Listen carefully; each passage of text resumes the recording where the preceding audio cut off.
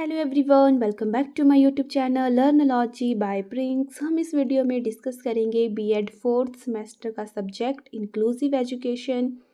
आज का हमारा टॉपिक है डिसेबिलिटी के बारे में।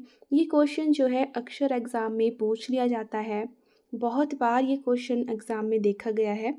तो आज की वीडियो में हम देखेंगे कॉन्सेप्ट ऑफ डिसेबिलिटी के बारे में, nature of disability, types of disability and their identification features.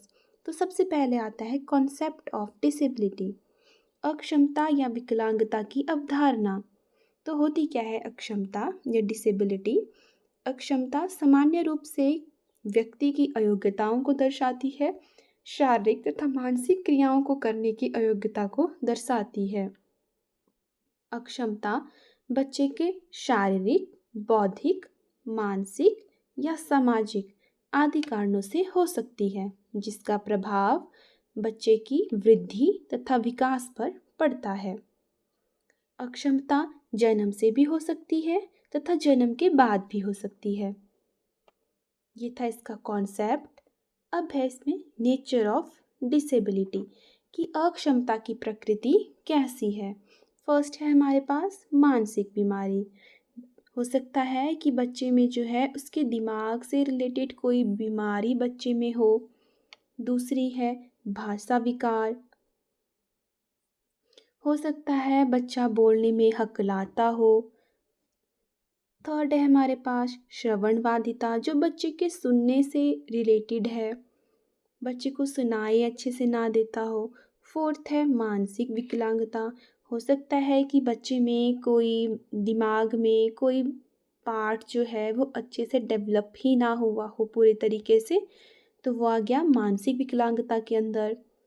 Fifth है हमारे पास दृष्टिबाधिता, जो कि बच्चे के देखने से संबंधित है। हो सकता है बच्चे की आँखों में कोई प्रॉब्लम जो है पहले से ही देखने को मिले। सिक्स्थ है हमारे पास बहुविकलांगता, बच्चों में एक से ज़्यादा विकलांगता पाई जाना, जैसे कि बच्चों को दिखाई ना देना, सुन ना पाना, बोल ना पाना, मतलब उसमें जो है कोई एक नहीं बहुत ज़्यादा जो है अक्षमताएं मौजूद हों। सेवन्थ है शारीरिक विकलांगता, जो बच्चे के शरीर से रिलेटेड है, बच्चे का जो कोई बॉडी पार्ट है वो अच्छे से डेवलप ही नहीं हुआ है। एट्थ है हमारे पास स्वतंत्र रूप से चलने फिरने में अक्षम, बच्चा जो है खुद अपने आप जो है स्वतंत्र रूप से चल फिर नहीं सकता है, उसे दूसरों की सहायता की आवश्यकता होती है या बच्चा किसी स्टिक वगैरह के माध्यम से चलना प्रेफर करता है। ये थे इसके नेचर। उसके बाद आ जाती है इसमें कॉजेज़ ऑफ डिसेबिलिटी, कि क्या कारण रहते हैं कि बच्चों में जो है विकलांगता पाई जाती है। तो फर्स्ट कॉज है हमारे पास हेरिडिटी, आनुवांशिकता। हो सकता है कि बच्चे के माता पिता जो हैं उनमें से कोई कोई भी या माता या पिता उनमें से कोई विकलांग हो, तो हो सकता है कि जीन्स के थ्रू बच्चों में भी वह डिसेबिलिटी देखने को मिले। तो ये जो है हमारे जेनेटिक कंडीशंस पर भी निर्भर करते हैं, उसका हेरिडिटी भी कारण बनता है। दूसरा कॉज है हमारे पास डिप्रेशन, अवसाद। अगर बच्चा बहुत टाइम से किसी टेंशन में है, जो टेंशन आगे चलकर डिप्रेशन का रूप ले लेती है, तो डिप्रेशन भी एक बहुत बड़ा कॉज बनता है कि बच्चे में डिसेबिलिटीज़ देखने को मिलें, ज़्यादातर उसके दिमाग से रिलेटेड। फिर आ जाता है थर्ड, वो है एनवायरमेंटल कंडीशंस, बच्चे का वातावरणीय परिस्थितियाँ भी एक कारण बनती हैं, जैसे फ्लड्स हो गया, poor living conditions, lack of health care और अनहेल्दी न्यूट्रिशन। बच्चा अगर अपने खान पान में हेल्दी डाइट नहीं लेता है, अपनी सेहत का ख्याल नहीं रखता है, उसकी जो है बहुत ही पुअर लिविंग कंडीशंस हैं, जिसकी वजह से भी डिसेबिलिटी देखने को मिलती है। नेक्स्ट है नेक्स्ट कॉज है एक्सीडेंट। एक्सीडेंट भी बहुत ज़्यादा कारण बनते हैं डिसेबिलिटी होने के। हो सकता है एक्सीडेंट के कारण बच्चे में कोई शारीरिक विकलांगता आ जाए, उसमें कोई मानसिक विकलांगता आ जाए, तो एक्सीडेंट भी बहुत बड़ा कॉज बनता है बच्चे में डिसेबिलिटी होने का। नेक्स्ट है प्रीनेटल। बच्चे में जो है जन्म से पहले कोई विकलांगता हो जाना। पोस्टनेटल, जन्म के बाद कोई विकलांगता बच्चे में आना, वो भी एक कॉज बनता है। नेक्स्ट है ड्यूरिंग प्रेगनेंसी। माता जब हेल्दी डाइट न लेती हो, उस कारण भी जो है कॉज देखने में मिलता है कि डिसेबिलिटी बच्चे में है।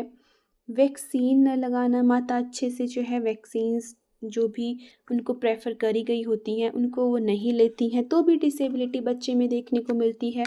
या फिर हो सकता है कि बच्चे की माँ जो है ड्रग्स का सेवन करती हो, उससे भी जो है डिसेबिलिटी देखने को मिलती है। तो ये थे इसके कॉजेज़ कि क्या कारण रहते हैं बच्चे में डिसेबिलिटी होने के।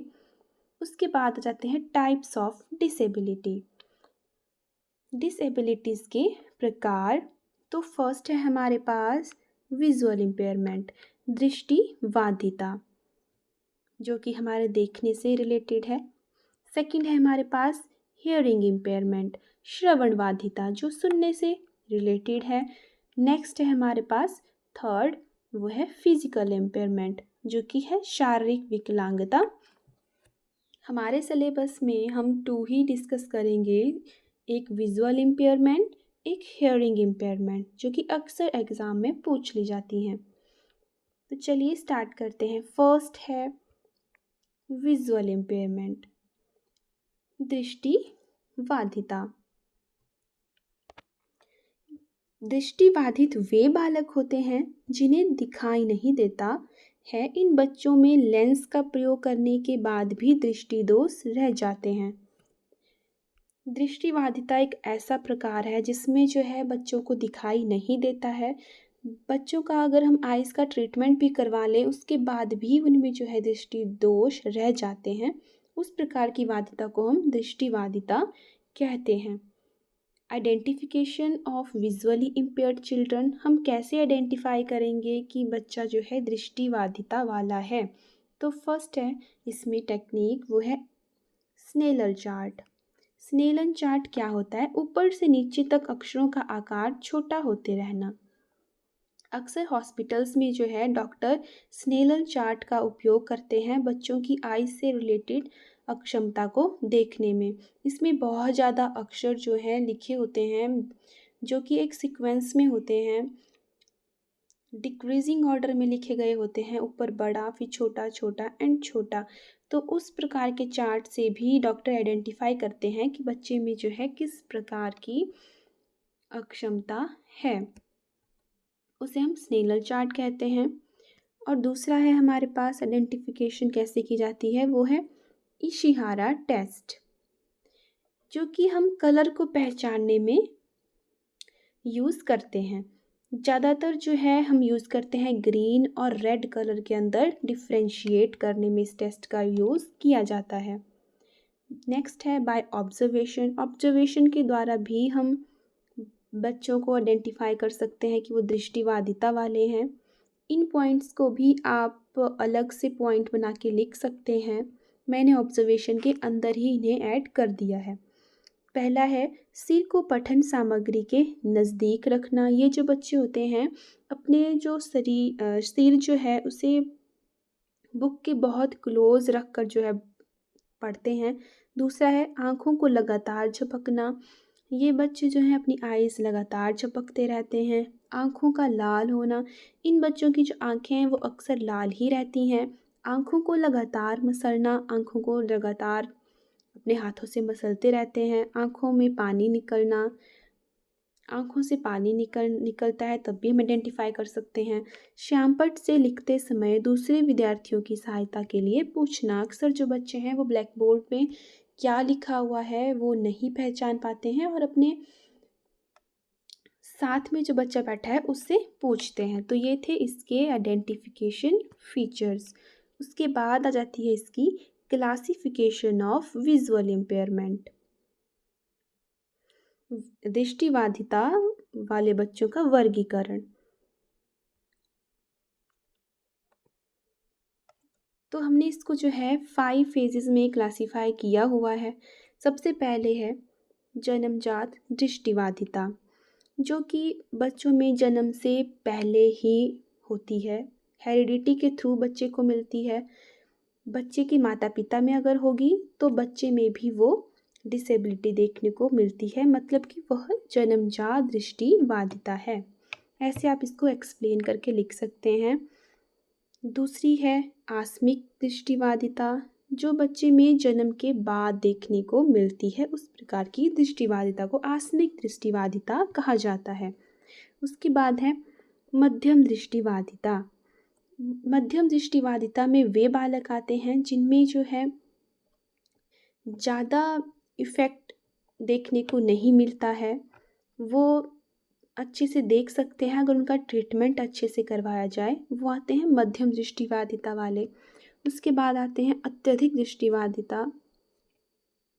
ऐसी दृष्टिबाधिता जिसमें जो है बच्चे का अगर ट्रीटमेंट करवाया जाए तो ज़्यादा ठीक बच्चे की आइज़ नहीं हो पाती हैं, उनको हम अत्यधिक दृष्टिबाधिता में रखते हैं। हो सकता है कि उन बच्चे को दिखाई भी ना दे। नेक्स्ट आ जाता है अंधापन।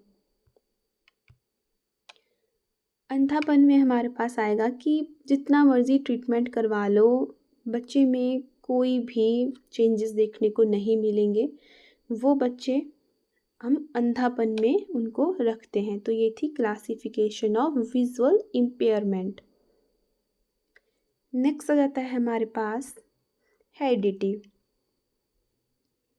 ये मैंने चार्ट बनाया हुआ है कि कितनी परसेंट जो है दृष्टिबाधिता बच्चों में देखने को मिलती है और वो हमें किससे मिलती है। हेरिडिटी से हमें मिलती है 37%, प्रीनेटल से हमें मिलती है 55%, इंजेक्शंस एंड डिजीज़ से मिलती है 14%, इंजरीज से मिलती है 9.3%, जर्नल डिजीज़ से मिलती है 3.1%, और जो अभी तक डिटरमाइंड ही नहीं हुई हैं वो होती हैं 13.2%। अगर ऐसा चार्ट भी आप पेपर में ड्रॉ कर लेते हैं तो आप ज़्यादा स्कोर कर सकते हैं एग्ज़ाम्स में। उसके बाद आ जाता है हमारे पास सेकंड, जो कि है हियरिंग इम्पेयरमेंट, श्रवण बाधिता, जो दूसरा टाइप है हमारा डिसेबिलिटी का। इसमें क्या होता है, इस प्रकार की बाधिता जिसमें व्यक्ति पूरी तरह से या आंशिक रूप से दूसरों की सूचनाओं को सुन नहीं सकता। बच्चे में जो है हियरिंग रिलेटेड प्रॉब्लम होती है, बच्चा अच्छे से दूसरों की जो बातें हैं उनको सुन ही नहीं सकता है, या तो सुनता है तो बहुत ही थोड़ा थोड़ा। अगर ज़्यादा देखने को मिलेगी तो बच्चा उसमें कुछ भी नहीं सुन सकता। क्या क्या कॉज रहते हैं श्रवण बाधिता होने के, वो बिल्कुल सेम रहेंगे जो भी हमने अपनी दृष्टिबाधिता में पढ़े हैं, वही कॉजेज़ आपने इसमें भी लिख देने हैं। दोनों के सेम ही कॉज हैं। हेरिडिटी के द्वारा भी बच्चों में श्रवण बाधिता देखने को मिल सकती है, एक्सीडेंट्स के थ्रू, उसकी एनवायरमेंटल कंडीशंस के थ्रू। तो वो सारे पॉइंट्स आपने इसमें भी ऐड ऑन कर लेने हैं।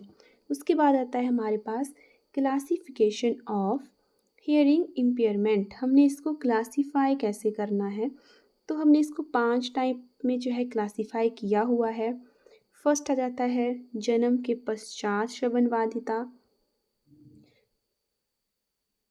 कि जन्म जब बच्चे का हो जाता है उसके बाद बच्चे में ये जो है बाधिता देखने को मिलती है, जो किसी भी कारण जो है बच्चे में हो सकती है।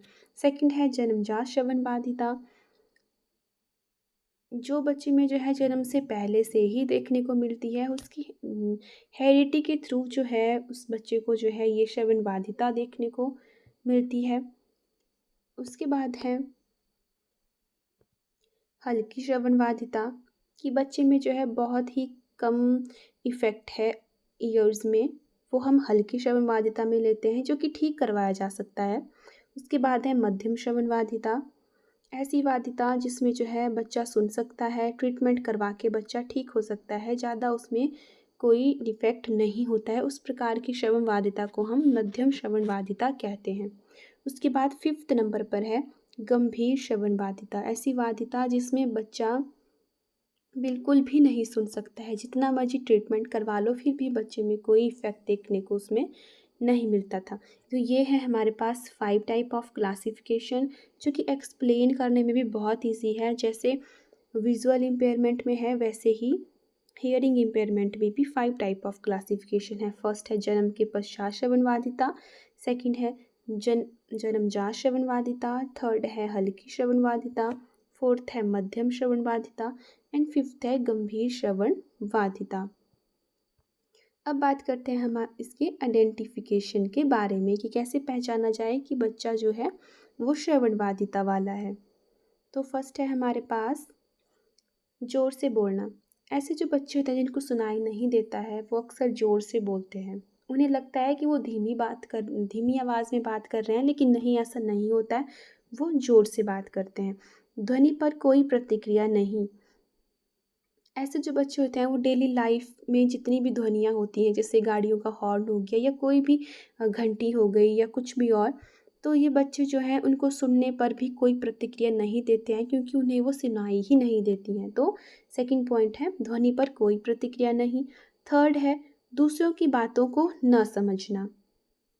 ये बच्चे जो है अगर दूसरा व्यक्ति कोई आगे से बात कर रहा है तो वो उसकी बातों को नहीं समझ पाता है, क्योंकि उन्हें वो सुनाई ही नहीं देती हैं। फोर्थ है हमारे पास साइन लैंग्वेज द्वारा बातचीत करना। ये ऐसे जो बच्चे होते हैं ये अक्सर अपने हाथों के द्वारा साइन लैंग्वेज का यूज़ करते हैं, तब वो दूसरों से बातचीत करते हैं। फिफ्थ है हमारे पास श्रवण यंत्रों का उपयोग। ऐसे जो बच्चे हैं वो ऐसे इंस्ट्रूमेंट्स का यूज़ करते हैं कि जिनसे उन्हें सुनाई दे। श्रवण यंत्रों का उपयोग बच्चे इसमें करते हैं। नेक्स्ट है हमारे पास सुनने में परेशानी। इन बच्चों को जो है सुनने में अधिक परेशानी होती है, बार बार बातों को पूछते हैं कि आपने क्या बोला, है ना। नेक्स्ट है हमारे पास लेट रिस्पॉन्स। ऐसे जो बच्चे होते हैं इनको सुनाई नहीं देता है और अक्सर जो है ये बच्चे क्लास में घर पे जो है लेट रिस्पॉन्स करते हैं। नेक्स्ट है लिप मूवमेंट देखना। ऐसे जो बच्चे होते हैं ये अक्सर जब कोई व्यक्ति आगे से बात कर रहा है तो वो उनकी लिप मूवमेंट को देखते हैं और समझने की कोशिश करते हैं कि ये क्या बोल रहे हैं। नेक्स्ट है हमारे पास शब्दकोश में कमी। ऐसे जो व्यक्ति होते हैं इनका जो वोकैबुलरी होती है वो बहुत ही कम होती है, उनके शब्दकोश में कमी होती है। और 10th है कान में दर्द रहना। अक्सर जो है अगर कोई बच्चा श्रवण बाधिता वाला है उसको पहचाना जा सकता है कि बच्चे के कान में अगर अक्सर दर्द रहता है तो हम पहचान सकते हैं कि ये श्रवण बाधिता वाला बालक है। तो ये थी इनकी आइडेंटिफिकेशन। अगर आपको वीडियो अच्छी लगी हो तो लाइक शेयर एंड कमेंट करना ना भूलें। ऐसी और वीडियोस के लिए जो कि इंक्लूसिव एजुकेशन से हो या HP टैट से हो या किसी और सब्जेक्ट से हो, तो आप मेरे चैनल को सब्सक्राइब कर लें। मैं ऐसी वीडियो अक्सर अपने चैनल पर डालती रहती हूँ और ये हैंड रिटन नोट्स हैं जो आपको अच्छा स्कोरिंग करवा सकते हैं। Thanks for watching.